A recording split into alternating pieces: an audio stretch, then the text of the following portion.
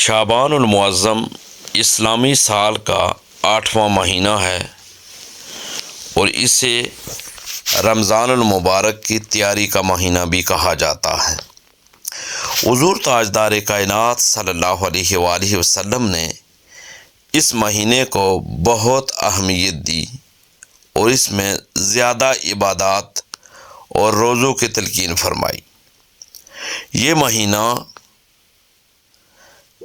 اب یوں سمجھیں کہ کئی لحاظ سے فضیلت والا ہے، کیونکہ اسی مہینے میں شب برات آتی ہے اور اسی میں سال بھر کے اعمال اللہ کے حضور پیش کیے جاتے ہیں،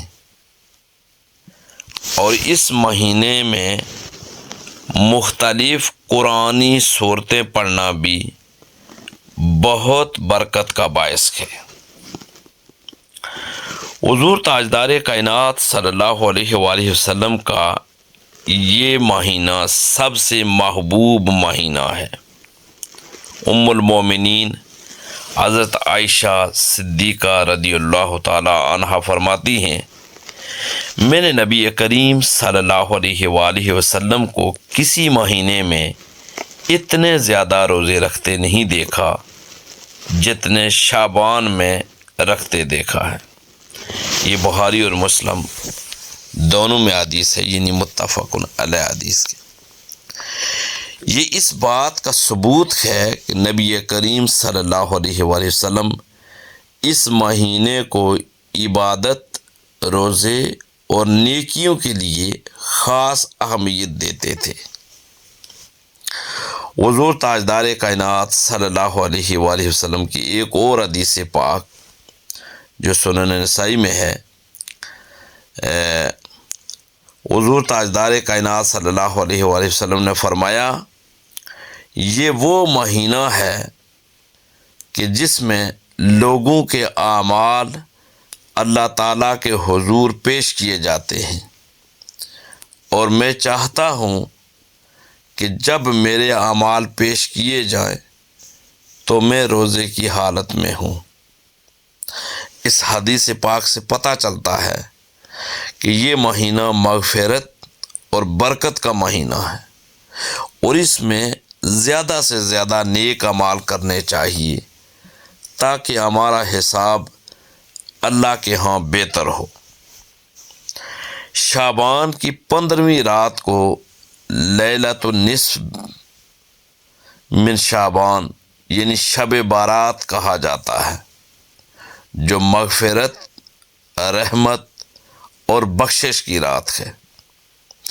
حضور تاجدار کائنات صلی اللہ علیہ وآلہ وسلم نے فرمایا، جب شعبان کی 15ویں رات آتی ہے تو اللہ تعالیٰ آسمان دنیا پر نزول فرماتے ہیں اور فرماتے ہیں، ہے کوئی مغفرت طلب کرنے والا جسے میں بخش دوں؟ ہے کوئی رزق مانگنے والا جسے میں عطا کروں؟ ہے کوئی مصیبت زدہ جس کی میں مشکل آسان کروں؟ یہ اعلان فجر تک جاری رہتا ہے۔ یہ حدیث پاک سنن ابن ماجہ اور بہقی میں ہے۔ یہی وجہ ہے کہ اس رات میں عبادت، دعا اور استغفار کی بہت فضیلت آئی ہے۔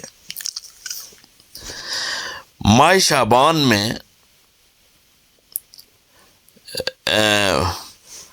ویسے تو پورے قرآن مجید فرقان حمید کی تلاوت باعث برکت ہے، لیکن کچھ صورتیں ایسی ہیں جن کی تلاوت کرنا زیادہ برکت کا باعث ہے۔ سمجھیے، سورہ یاسین، شعبان کی 15ویں رات شب برات کو 3 مرتبہ سورہ یاسین پڑھنے کی فضیلت بیان کی گئی ہے۔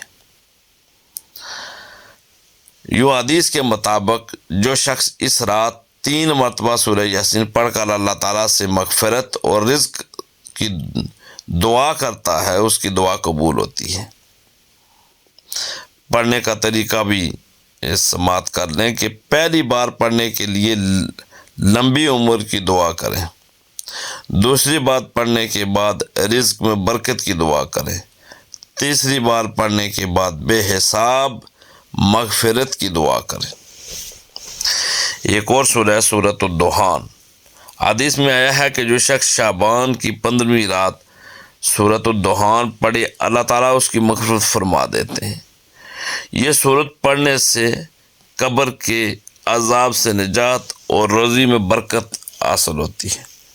حضور نبی کریم صلی اللہ علیہ وآلہ وسلم کی حدیث پاک جو جامع ترمذی میں ہے، فرمایا جو شخص جمعرات کی رات یعنی سورہ دخان کی جو صورت ہے جمعرات کی رات پڑھے اللہ تعالیٰ اس کے گناہ معاف فرما دیتے ہیں۔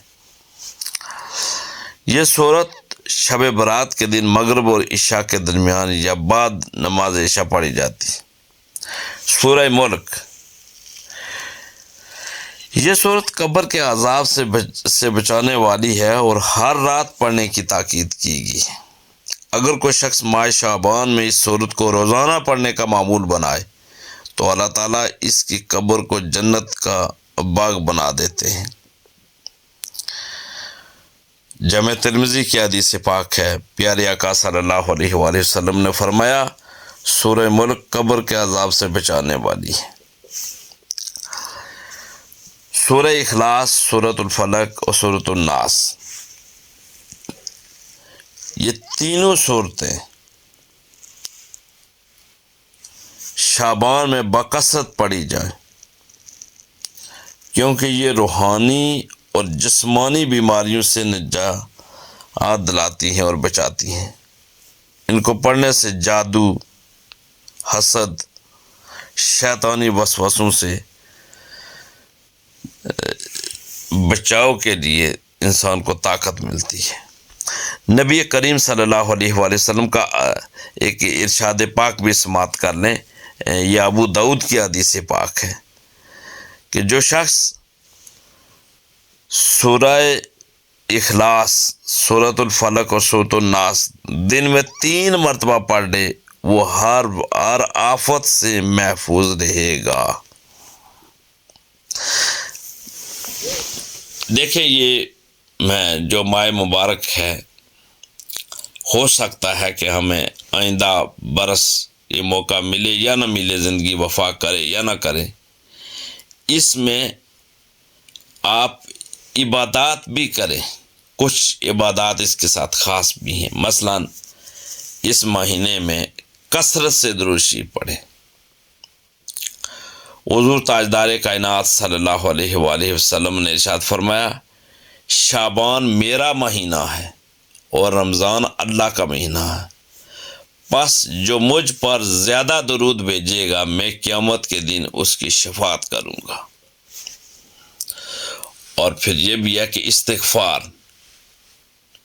استغفر اللہ و اتوب الیہ کی کثرت کریں۔ یہ مہینہ گناہوں سے معافی مانگنے اور نیک اعمال کرنے کا بہترین موقع ہے۔ اور یہ بھی ہے کلمہ طیبہ۔ دیکھیں کلمہ طیبہ کی تسبیح کرنے سے، اللہ کا ذکر کرنے سے بے شمار برکات حاصل ہوتی ہیں، اور جہاں ہم کثرت سے درود شریف پڑھیں، استغفار کی کثرت کریں، وہاں کلمہ طیبہ بھی اس کا ذکر بھی کریں تاکہ رمضان کی برکتیں سمیٹنے کے لیے اور ان برکتوں کے لیے دل کو تیار کیا جا سکے۔ اور چوتھی یہ ہے کہ رمضان کی تیاری کے لیے نفلی روزے رکھیں۔ حضور تاجدار کائنات صلی اللہ علیہ وآلہ وسلم شعبان کے اکثر دنوں میں روزہ رکھتے تھے، اس لیے ہمیں بھی کم از کم پیر اور جمعرات کو روزہ رکھنا چاہیے۔ دیکھیں ماہ شعبان اللہ تعالیٰ کی رحمت، برکت اور مغفرت کا مہینہ ہے۔ اس مہینے میں ہمیں زیادہ سے زیادہ نماز، روزہ، قرآن کی تلاوت اور دعا کرنی چاہیے۔ خاص طور پر جن صورتوں کو ہمیں زیادہ پڑھنا چاہیے، جن سے ہمیں زیادہ فائدہ مل سکتا ہے، وہ سورہ یاسین ہے۔ سورہ یاسین دعا کی قبولیت کے لیے ہے۔ سورۃ الدخان یہ مغفرت اور برکت کے لیے ہے۔ سورہ ملک قبر کے عذاب سے نجات کے لیے ہے، سورۃ الاخلاص اور سورۃ الفلق اور سورۃ الناس شیطانی اثرات اور برائیوں سے بچنے کے لیے ہے۔ دیکھیں، یہ مہینہ رمضان کی تیاری کے لیے ایک نعمت ہے، لہٰذا اس سے بھرپور فائدہ اٹھانا چاہیے۔ اللہ ہمیں اس بابرکت مہینے میں زیادہ سے زیادہ نیک اعمال کرنے کی توفیق عطا فرمائے۔ دین کی بات پھیلانا صدقہ جاریہ ہے، ثواب کی نیت سے ویڈیو کو شیئر ضرور کیجیے۔ جزاک اللہ۔